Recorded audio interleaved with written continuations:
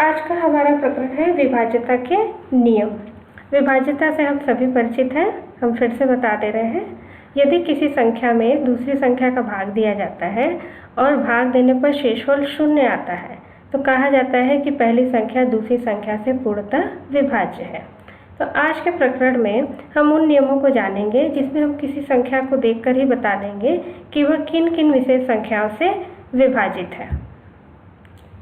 विभाज्यता के नियमों से किसी भी संख्या को हम बहुत आसानी से पहचान सकते हैं कि यह कोई संख्या से विभाजित होगी अथवा नहीं।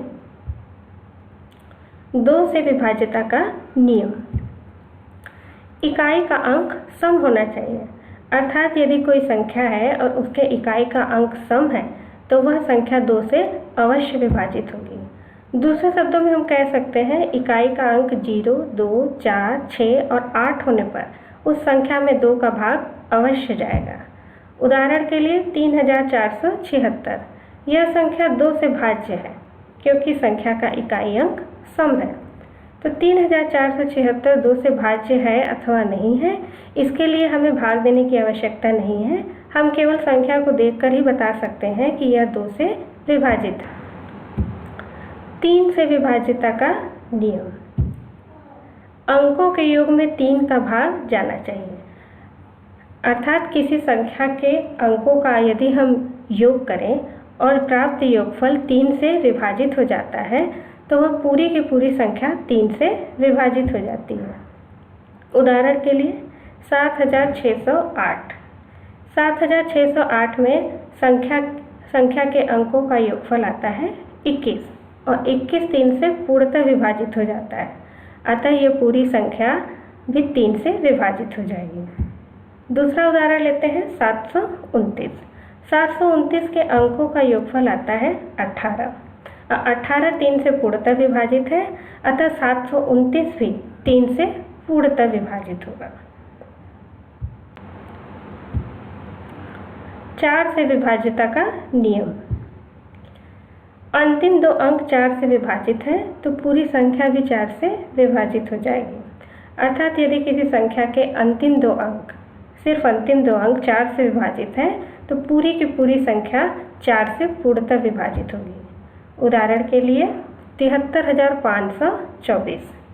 इस संख्या के अंतिम 2 अंक है 24 और 24 में 4 का भाग देने पर शेषफल 0 आता है, अर्थात 24 4 से पूर्णतः विभाजित है। तो इसलिए 73524 भी 4 से पूर्णतः विभाजित होगी। दूसरा उदाहरण लेते हैं 850। इस संख्या के अंतिम 2 अंक है 50। 50 में 4 का भाग देने पर यह पूर्णतः विभाजित नहीं होता है, अतः 850 भी 4 से पूर्णतः विभाजित नहीं होगा।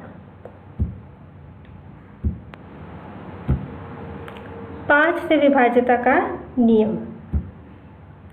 इकाई का अंक 0 या 5 होने पर उस संख्या में 5 का भाग चला जाएगा। उदाहरण के लिए 3,32,795। 3,32,795 में इकाई का अंक 5 है, इसलिए यह पूरी की पूरी संख्या 5 से भाज्य है। दूसरा उदाहरण लेते हैं 33,356। इस संख्या के इकाई अंक है 6, अतः यह संख्या 5 से विभाजित नहीं होगी। तो देखा आपने कि किसी भी संख्या में की विभाज्यता जांच करने के लिए कि वह 2, 3, 4 और 5 से विभाज्य है अथवा नहीं, इसके लिए हमें भाग देने की आवश्यकता नहीं है।